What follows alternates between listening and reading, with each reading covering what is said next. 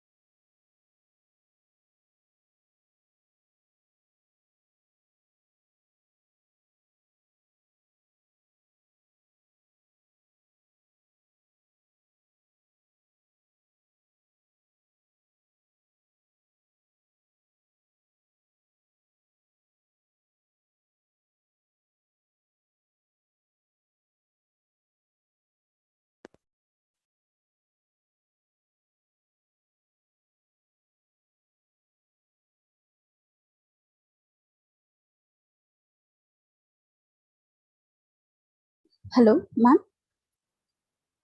Hello, ma'am. Ma'am, could you please wait for a minute? Actually, some little disturbance here. Can you please wait for a minute? Okay. The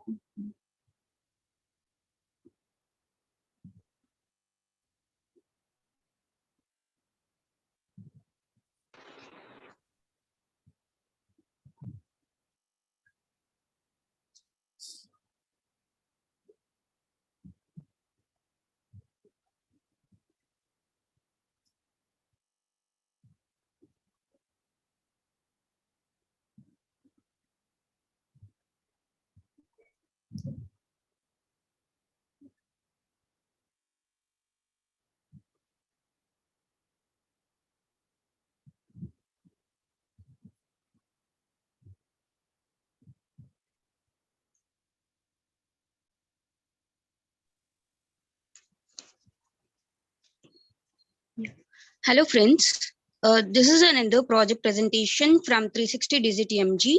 So our project is regarding the smart appointment scheduler for critical patients. This is a UK-based hospital project. So here the business problem is regarding the waiting period that the patients are waiting for getting the appointment from the doctors. So in UK, the appointment time, getting an appointment is very hard, very large. Sometimes it might be near to 52 weeks and more than that. So the patients who are in a very critical situation may suffer a lot due to this huge waiting time.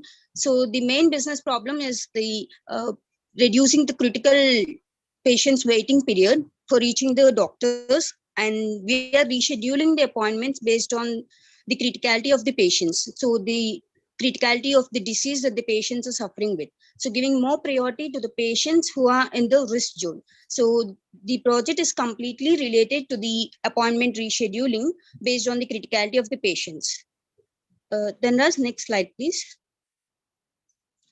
So these are our project mentors, Deepak sir, Raju, Sharath, and Abhishek sir. So the team members who are contributing to our project are the following. So these are the following LinkedIn profiles of our team members. So these are all the people who have contributed to our project and made the point of interest into our project. So the main goal of a project, so the business problem is dealing with the criticality of the patients and rescheduling the appointments based on that. So the business objective is to minimize the waiting period of those patients. So whoever the patients which are in a critical state, we need to identify them based on the several factors that impact the criticality of a disease. And we need to identify the criticality level. It might be severe, fair, or critical. And based on the criticality level, we have to prioritize their appointments. So give more priority to their appointments first. And then such critical patients will be handled by the doctors soon compared to the others. So the main motto of the project is to build a system which would handle the critical patients' appointments, giving more priority to them. And based on the criticality of the disease, the appointments are rescheduled. So we're going to properly reschedule the appointments based on the criticality.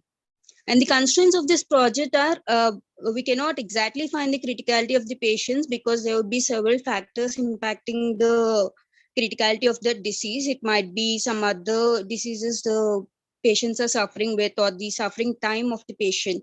So these are all the several factors that impact the criticality. So we cannot exactly find that, but we can nearly find the criticality of the patient based on few factors. We'll be getting to know the factors further. And there is also limited data available regarding the patient's health history, because the patients will not be providing all the details regarding the health history while filling the appointment. So the data being collected through the appointment will be analyzed, and then we predict the criticality level of the disease, and we are going to give more priority to the patients who are in a high critical state. Next slide, please. So the goal of the project is to prioritize the patients who are in a high risk zone. So we are going to give more priority to the high risk patients, so who are suffering with a very critical condition. And we need to automate this appointment rescheduling system based on the criticality. And the project has a lot of scope as we need to deal with a lot of appointments that we get daily. So we are going to reschedule those appointments on a daily basis based on the criticality. And we should also predict the severity level of those patients or the appointments we get, right? So we have to reschedule them based on the several factors that impact the criticality level. So for this criticality level prediction, we use several factors, and these factors are analyzed by using several machine learning algorithms like the classification algorithms or regression algorithms. So we use several techniques, and we predict the severity level of the particular patient and decide the criticality level and give more priority to that particular appointment. So the main motto or the scope of the project is to ensure the patients to get the right care at the right time to the right person. Next slide, please. And the methodology that we use to build this project is the CRISP MLQ methodology. This is the standard methodology that is being followed in the data science field. So regarding dealing any of the projects, so this is a 6-phase methodology. There are 6 phases in this CRISP MLQ. And the first phase is the business and data understanding phase, where we deal with the business problem. We understand the business problem and the constraints that are involved in solving that particular problem. We face a lot of challenges. We also list out all those challenges and constraints and try to get rid of them. And also then comes the data understanding, the data we're going to collect, and the data collection also comes over here. We're going to collect the data from several sources like the primary sources, secondary sources. In this project, we have considered the primary sources. We have considered the data from several other websites like other things, and also the data that is being provided by the client. So we analyze the data, we understand the data, we understand the features. So the several features that are impacting the criticality of a patient's disease. And then the next steps come with the data preparation. So the second phase is data preparation. So the collected data or the data given by the client might be having several outliers or missing data, as the data is being filled manually by several patients. So there may be some data missing. So we do all the EDA part and the data preparation part in the second phase. And then coming to the third phase is a model building. Here we're going to find the best model that we are going to use to give a solution to this project. We have tested several algorithms and find the best model. And in the next phase, there's the fourth phase, we have the model testing and evaluation, where we are going to test the model that gives the best accuracy and then evaluate the dot based on several evaluation metrics. And going to the next phase, we have the deployment. Here we're going to deploy the model that we have chosen that gives the best accuracy and the accurate model with the best results and deploy it using any web frameworks like Flask, Heroku, and many more. And going to the final stage, that's monitoring and maintenance, which is very much important in the CRISP MLQ methodology, that is monitoring and maintenance. Here we maintain the deployed model, and if in future it's a long-term process, so in future if there's any updation or anything required changes to the model, we're going to update it in this phase. Next slide, please. Yeah, from now on, I'm handing it over to my friend. Thank you. Yeah, thank you, Anusha. I'm Harivenkata Hanish. Now we are going to talk about the technical stacks of this project. So we use Python Spider IDE for model building, and Tableau for data visualization, and Heroku and Flask for the deployment. Next slide, please. Yeah, coming to data pipeline and project architecture. Here our project objective and data understanding is, the main objective of our project is to minimize the waiting period of the patients by a machine learning application for handling the huge waiting list of appointments based on the criticality of the patient, and data collection from the primary and secondary resources, and then followed by Python Spider IDE for model building, and then coming to data pre-processing, data cleaning, and exploratory data analysis. We use a NumPy and Pandas package. Here, NumPy is a fundamental package to perform the basic arithmetic operations in Python. And Pandas is an open source package in Python used to import the data from different formats. So it is used in the data preparation. And coming to data visualization, we use it Seaborn and Matplotlib libraries. So Seaborn is a Python library used for advanced visualization and statistical graphing plotting. It provides a high-level interface for drawing attractive and informative statistical graphs. So Matplotlib is a Python library that helps to plot graphs and used in data visualization and graphical plotting. And coming to model selection, in the model selection, we used several machine learning algorithms such as support vector machine, kth nearest neighbor, multinomial regression, decision tree, ensemble model techniques, gradient boosting, bagging, and were evaluated to find the most accurate method. The XGBoost model performed best among the proposed models for predicting the health status across all the modalities. XGBoost is an optimized distributed gradient boosting library designed to be highly efficient, flexible, and portable. And coming to model evaluation and then model deployment using Flask. So Flask is a lightweight Python web framework that provides useful tools and features for creating web applications in the Python language. And then for model deployment process and client database server. A client database server is one where the database resides on a server, and client applications are written to access the database. And then finally, monitoring deployed model. Here, monitoring models effectively is very important for making your machine learning service successful. Next slide, please. Yeah, coming to data collection and understanding. Here, data collection was done from the primary resources like Kaggle and Hallgreen Health websites. So here, data was contains both hospital and patient details, and we have 1,000 rows and 17 columns. This data was used for modeling the algorithms. After all the modifications, we have 1,000 rows and 12 columns for the final data set. Next slide, please. Yeah, exploratory data analysis. Coming to this, here we have the descriptive analysis. Descriptive analysis is a type of analysis of data that helps describes or show or summarize data points in a constructive way, such that patterns might emerge that fulfill every condition of the data. It is one of the most important steps for conducting statistical data analysis. And then adjusting of variable types. When you statistically adjust something, what you're really doing is removing the effect of whatever you are adjusting for. Formerly, the things you are adjusting for are called covariates, which is just a set of variables that you did not experimentally control and have an impact of the outcome. And detection and treatment of missing data. So here, filling the missing values is an imputation. So filling the missing data with the mean or median value if it's a numerical variable. Filling the missing data with mode if it's a categorical value. And identification of atypical data and correlation of variables. The statistical relation between two variables is referred to as their correlation. A correlation could be positive, meaning both variables move in same direction, or negative, meaning that when one variable increases and other variable also decreases. Next slide.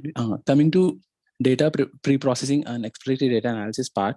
Our project starts with data preparation as we have collected the data and after cleaning the data set.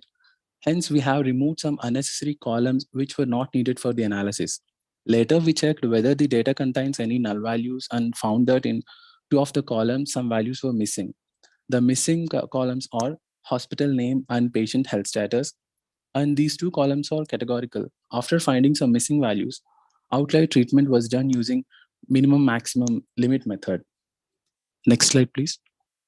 And then to check whether the continuous columns contains any outliers by using box plot technique, we have replaced the outliers by maximum and minimum limit. So one hot encoding is done on the 4 of the columns which were need during the analysis. The columns were gender, previous operations undertaken, other health problems, and previous treatment. Normal quantile plot is also applied to check whether the data is normally distributed or not. Next slide, please. Yeah, coming to details of the removed features, removing personal details and hospital-related details as they do not contribute to predict severity level of the patient. So these are the removed features, which is patient ID and patient name. So which is not need to identify the criticality level, and then email and the phone number, which comes under the patient's privacy information, and the appointment date. So it was removed as we consider it is a recommendation feature. And coming to hospital location and hospital name and available rooms, as these are not subjective, because patient query, you can get information about how many rooms are available for patient. And department, it does not matter in patient health conditions or criticality. Next slide, please. Yeah, coming to data dictionary, we have these 8 features and their descriptions. So gender, it tells it about particular patient's gender, and suffering time in months tells about from how much time the patient is suffering from the disease. And patient disease tells us that it is important because this gives us which patient have what type of disease, like arthritis, health problem, or diabetes, etc. And age tells us the age of the patients, and previous operations undertaken, it tells us whether a patient has undergone any operations or not. And other health problems and previous treatment, these 2 columns tells us whether the patient has affected by any other problems or undergone any other treatment before. And the patient health status, which is Y variable, these columns introduce us about patient health status, like whether his health is serious or critical or fair. Next slide. Yeah, my teammate Dhanraj will take over from this. Thank you, guys. Thank you, Hari, for explanation. Good evening, everyone. My name is Dhanraj Tamraka. Now moving towards into data visualization section to draw insights of our data. To visualize our data as a histogram box plot, we use packages such as matplotlib and Seaborn. Seaborn is a Python data visualization library based on matplotlib. It provides a high-level interface for drawing attractive and informative statistical graphics. Matplotlib is a comprehensive library for creating static, animated, and interactive visualizations in Python. Here we are going to discuss about univariate plots.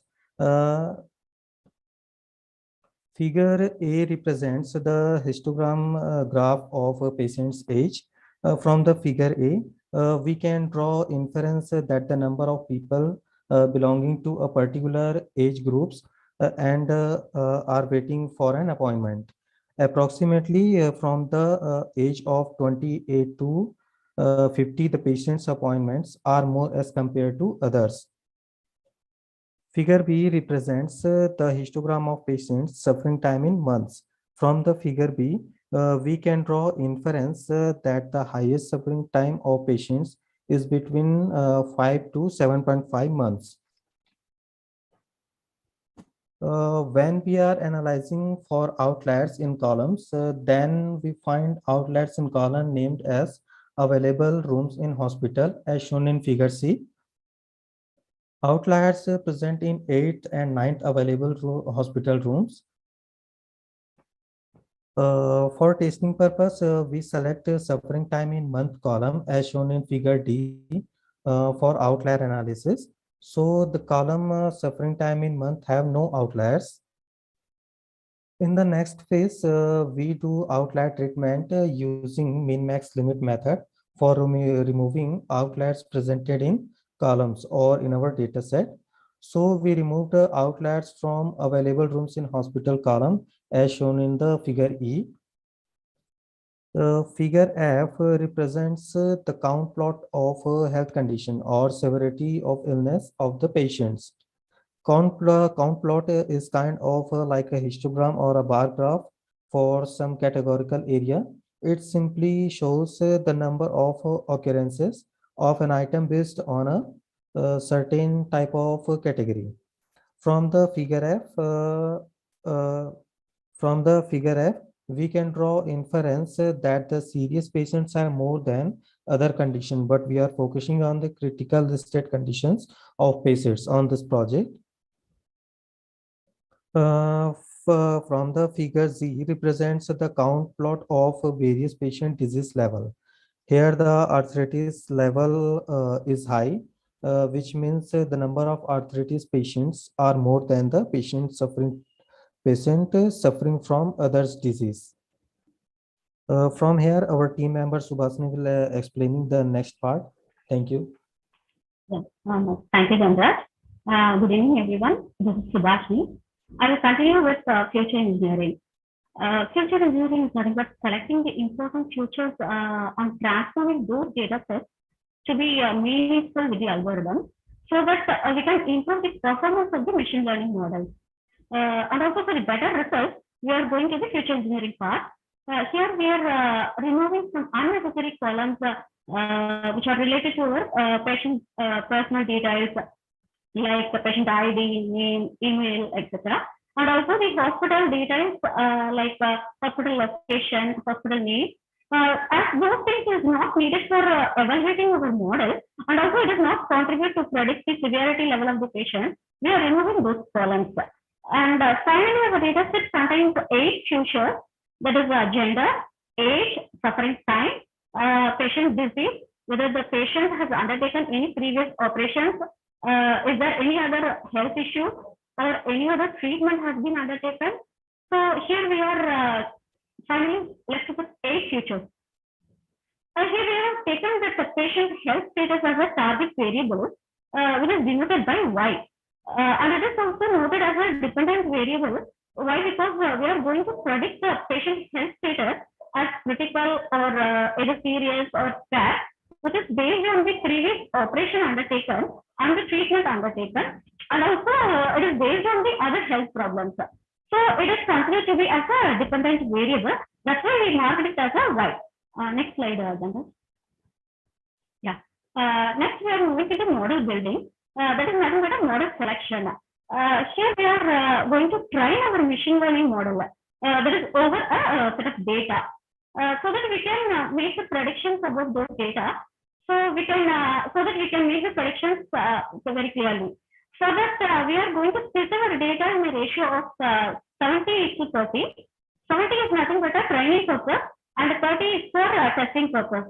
Because training data is used to build its model, and the test data is nothing but which is used to find the new data and also the unseen data. Why? Because using this test data means there may be some possibility for error correction. So we are using this test data for evaluating model. For the better performance and accuracy, we have tried with different ensemble models also, like SPM, KNN, and multinomial logistic regression, random forest, and also XGBoost classifier.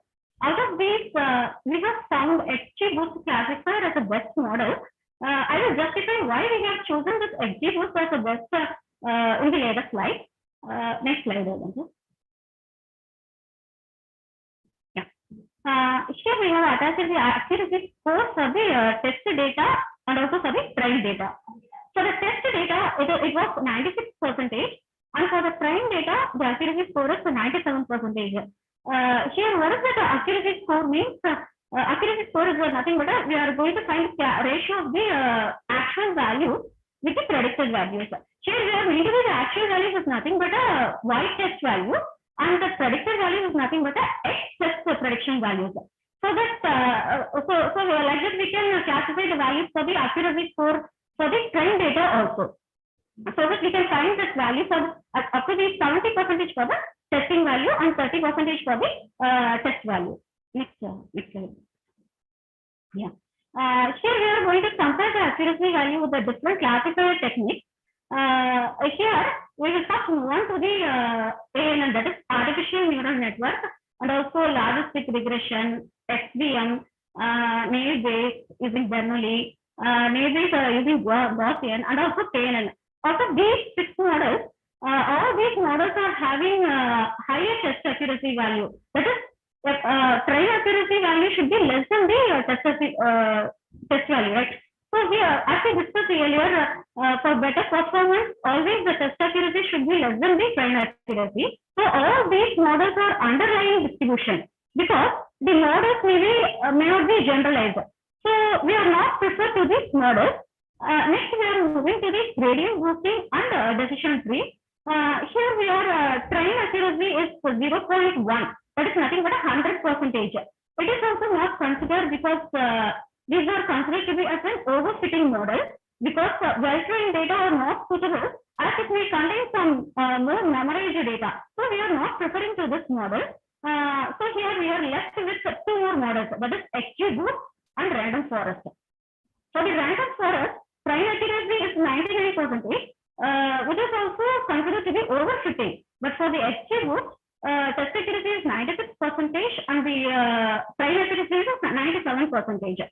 Since XGBoost is highly flexible and also the calculation time is faster, we have chosen that XGBoost as a best model classifier when compared to the other algorithms. Next slide.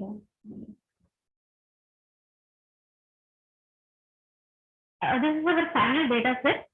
Here we are comparing this that patient health status with that other columns, which is existing columns also. This is our final data set. Next we will move to the coding part.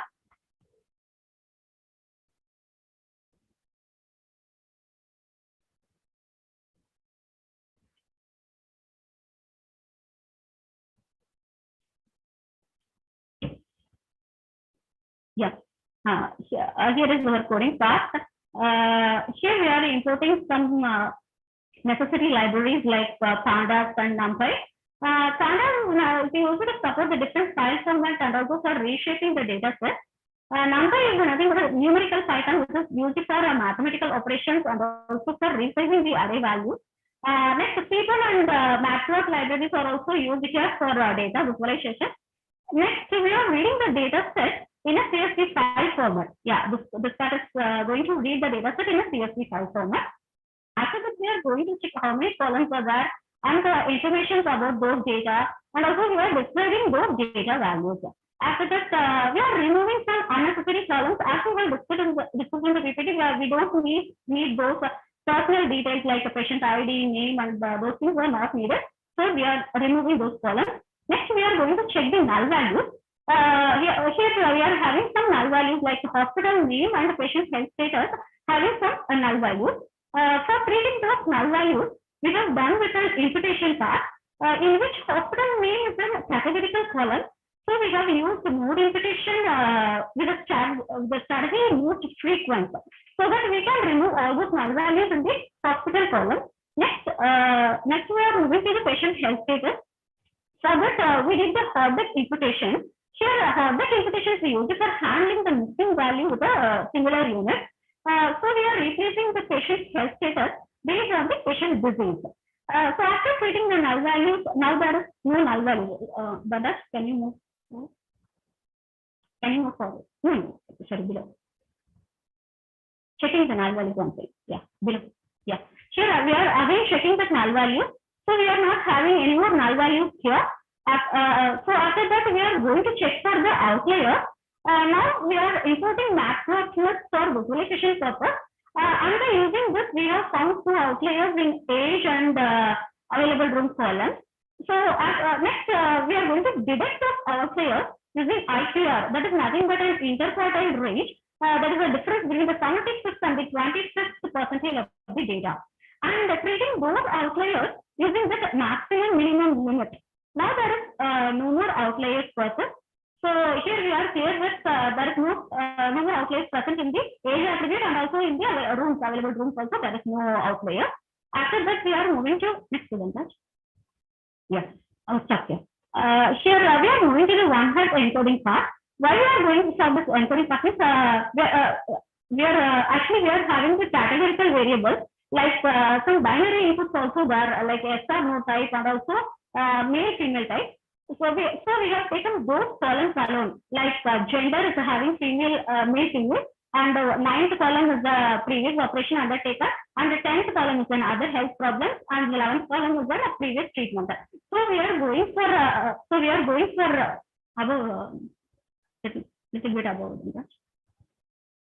So we are going for the encoding process, and after encoding process, we are consolidating those columns with the existing column, that is the original data set, and we are storing that values with the result variable. Next, we are after making the concatenation, we are going to drop the duplicate column, that is nothing but a gender, previous operations, other health problems, and also the previous treatment. Next, we are moving to the normalization function. Yes. Yes. Normalization scaling technique is done for rescaling the range between 0 and 1. So here we are using the map. It is also known as min-max scaling. And next we are moving to normal content plot. Next, in order to check whether the data is normally distributed or not, we have used normal quantile plot. For that, we are importing SAS and also PyLab library. Next. Yes. Here, next we are moving to split the data for input-output variable. For our project, we are splitting that data set into input and output variable by using that. Yes, yes, we are splitting the data for input and output variable. That is the predictor and target, which are assigned to the variable x and y. Here, our target variable is patient health status. Next, we are moving to the model selection part. For that, we are importing model selection module from the SKLer library and also importing a prime test split module. Now, assuming that x value before, little bit before little bit before above that. Yeah. Here we are assuming that x y values to the test and prime data, and that I get that line. And the test data is 0.3. That is nothing but a 30% have taken for testing purpose. Now moving to the classification technique. Here we have used XGBoost classifier. So we are importing XGB classifier library also. Here the fit method will take the training data as an argument. That is nothing but X train is considered to be as a future. And Y train is considered to be target value. That is nothing but a label. Next, we are moving to the predicting the excess value. Here we are predicting the excess value. Now finding the accuracy scores for the ratio of actual values and the predicted values. Next, predicted values. That is Y test and here Y test and prediction. Predicted values, that is nothing but Y test and X test prediction values. So here we are comparing that ratio for the accuracy scores. Testing that value and using the cross tabulation method for the actual and prediction columns we are assigned. After prediction, we are concatenating that patient health status column with the result data frame and it is stored in the result one variable. So below. So the result variable the result one data frame will contain the patient health status along with the original data set. Next.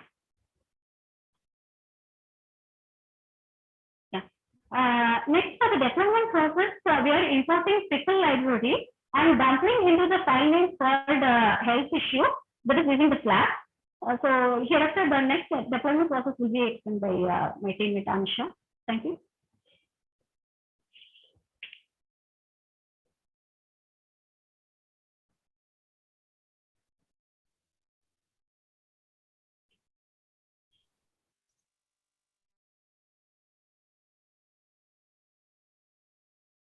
part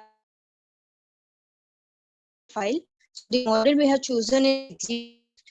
So XGBoost is the best model that has given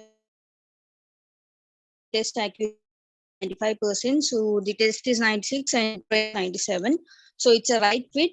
And this is the best model choose deployment. So we have deployed the model using the Flash web framework for deploying the machine learning models.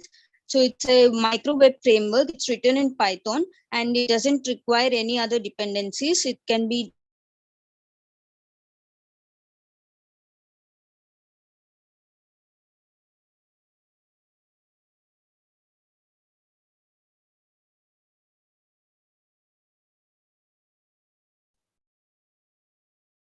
In model deployment, we used the Flask and Heroku for the model deployment. Flask is a micro web framework written in Python. It is classified as a micro framework because it does not require any particular tool or libraries. Heroku is a cloud platform as a service, PaaS, and supports several programming languages like Python, Java, and PHP. We consider XGBoost model for model deployment.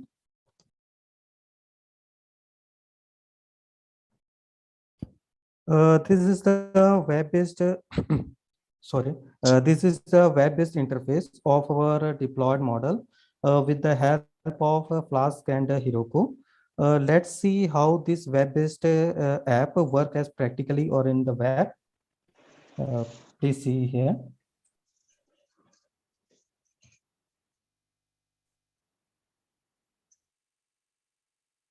Now look, this is the our web interface.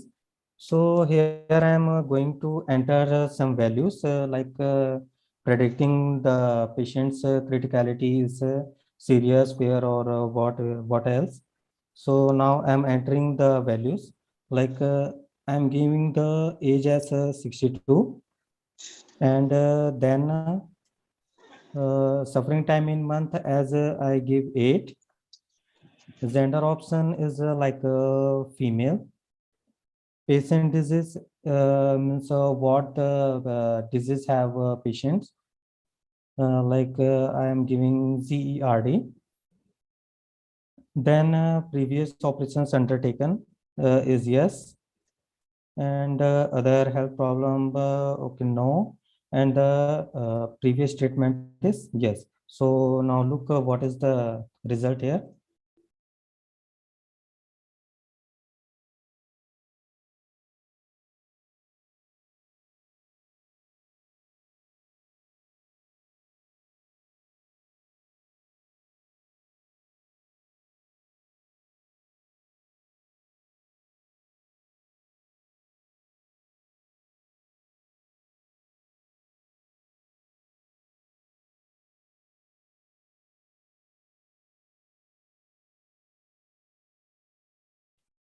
Look here, the severity level is fair.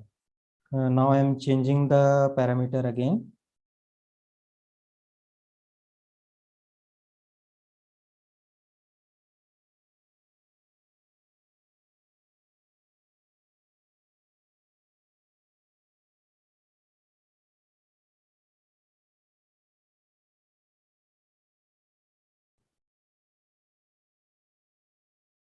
One minute, guys.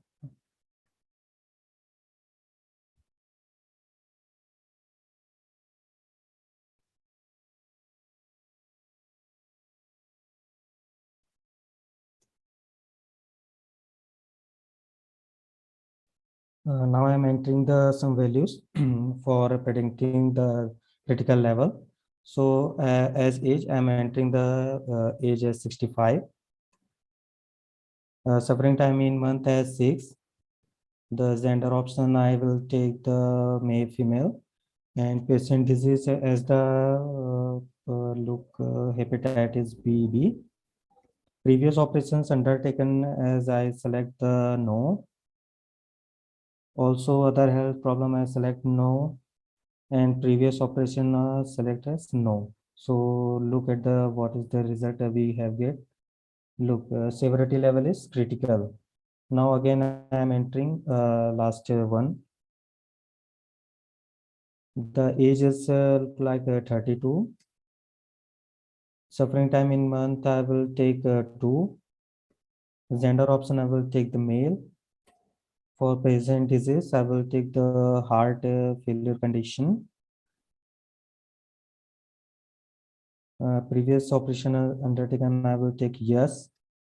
Other health problem, I will take yes, and previous treatment, no.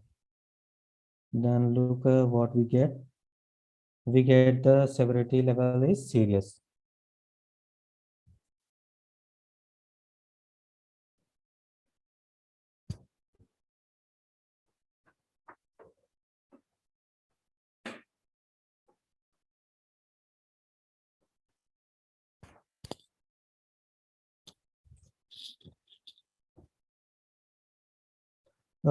We got some conclusion on this project compared to the usual queuing method in critical condition.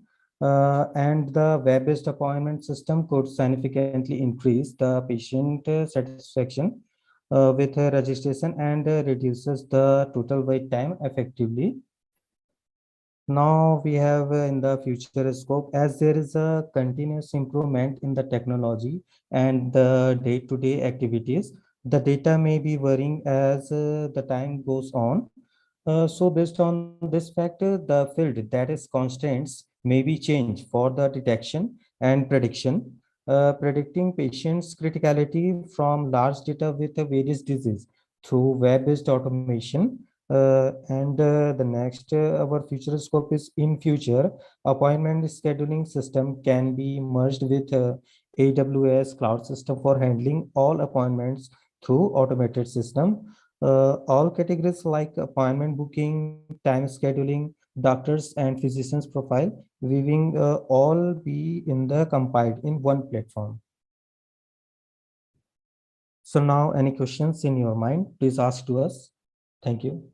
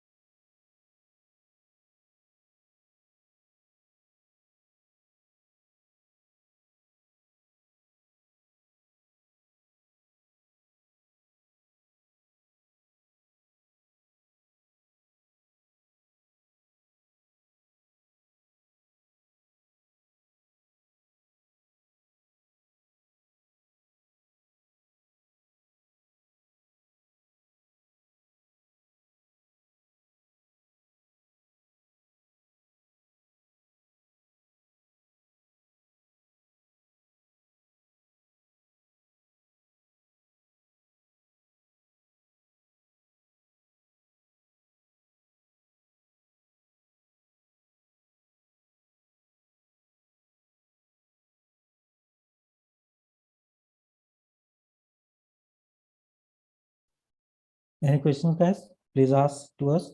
We are waiting for you.